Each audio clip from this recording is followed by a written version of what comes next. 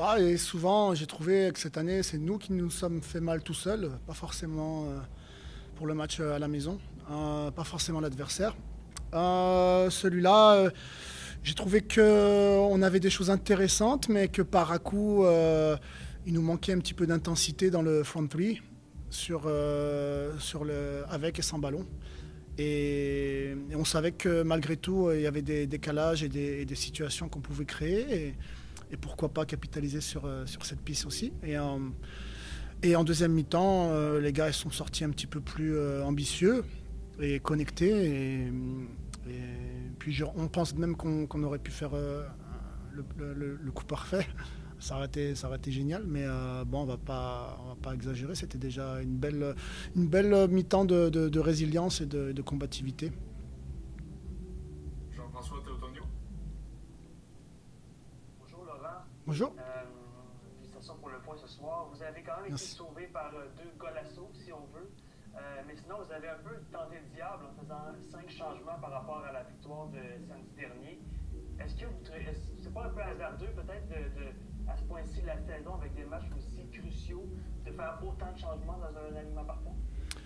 Bah, il y a un élément où je suis obligé euh, d'évaluer la capacité de nos gars à enchaîner beaucoup d'efforts en si peu de temps. Euh, donc voilà, c'est un petit peu ça a été un petit peu la problématique de la saison. Non, je regrette rien. Au contraire, on a évalué avec le staff que c'était non seulement la bonne opportunité de donner des opportunités à des gens qui veulent montrer des choses, qui disent et qui veulent montrer des choses. Et deuxièmement, des gars qui ont beaucoup donné dernièrement. Et là, sur un match sur le turf, on pense que malgré tout, c'était la bonne stratégie. Bon, voilà. Simon Servant. Bonsoir Laurent. Bonsoir. En deuxième demi, évidemment, vous aviez le sentiment d'urgence, beaucoup plus d'émotion, beaucoup plus d'intensité. Est-ce que il y a certains joueurs peut-être en première demi où tu aurais aimé voir un petit peu plus de cette urgence-là, un peu plus de cette émotion-là? J'ai l'impression que vous avez perdu beaucoup de batailles aussi physiques. Est-ce que tu es en train peut-être de tasser? Il y a peut-être certains joueurs que tu peux tasser peut-être après ces Est-ce, performances-là? est-ce qu'il y a quoi? J'ai pas compris la fin. Est-ce qu'il y a peut-être certains joueurs que tu vas peut-être tasser un peu de l'équation, éliminer un peu de l'équation après cette performance-là? Euh, que ce soit qualitativement ou en termes d'intensité, ou les deux. Il y a des joueurs qui sont un petit peu moins prêts que d'autres. Et donc en fonction de ça, on va essayer de... Là, un match en milieu de semaine, dans les circonstances actuelles, on pensait que c'était la meilleure solution. Mais c'est clair qu'on n'est pas tous au même niveau d'intensité ou qualitatif. Et quand c'est les deux, c'est un souci. Laurent, merci pour ton temps, pour ces conférences de presse à rallonge. J'aimerais juste parler des deux buts en dehors de la phase de réparation, de frappes magnifiques, mais surtout des prises de risques, une envie un peu de se lâcher un peu plus peut-être dans le dernier tiers. Est-ce que c'est quelque chose que tu veux voir un peu plus de tes gars de manière générale, ou parfois on a l'impression qu'on calcule un petit peu trop dans les zones de vérité? Oui, quelquefois on force les shoots alors qu'ils sont pas vraiment encore set-up de la façon qu'on aimerait les régler, tu sais.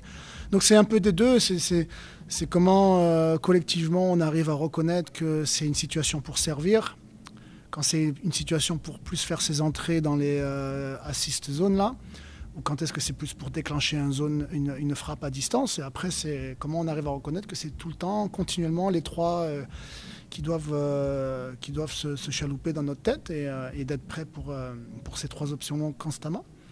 Bon, aujourd'hui, ils ont pris des bons shoots from distance, c'était cadré, c'est déjà pas mal. Quand tu prends on leur dit souvent d'essayer au moins de forcer le gardien à rater, de faire un arrêt, comme ça on peut suivre le rebond. Bon, aujourd'hui, ils ont choisi de taper directement dans le net. Tant mieux pour eux, tant mieux pour nous. C'est un sentiment incroyable. C'est un but que j'attendais beaucoup. Ça fait 2 ans que j'attends ce but, donc je suis extrêmement content d'avoir pu le marquer et d'avoir pu aider l'équipe à prendre ce point important sur la route.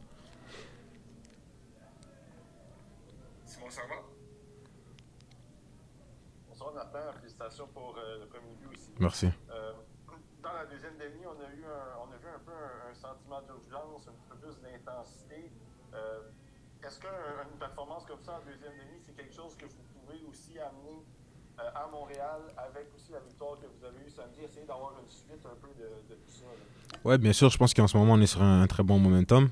Et on a peut-être commencé le match un peu lentement, mais je pense qu'en deuxième mi-temps, on a senti qu'on avait quelque chose à aller chercher. Le premier but de Pierce nous a beaucoup aidé, nous a donné un très bon momentum dans le match pour aller continuer à mettre de la pression et aller chercher ce deuxième but. On aurait pu marquer le troisième but, mais c'est des choses qui arrivent. Donc, ouais, je pense qu'on a un très bon momentum. On sait qu'on doit continuer à construire dessus et pas laisser le momentum tomber. Une dernière en français de Jean-François. Oui, Nathan, beaucoup de changements entre le match d'aujourd'hui et la victoire de samedi dernier.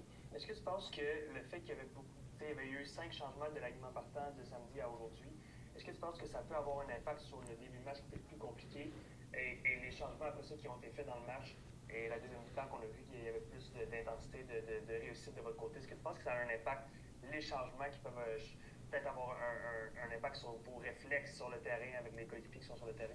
Ouais, c'est sûr que c'est jamais facile de ne pas jouer un match et de commencer le match directement après. Et c'est sûr que eux, ça leur prend du temps de leur côté de s'habituer, de se réadapter un peu aux changements qu'on a fait parce qu'on avait fait des changements pour samedi dernier.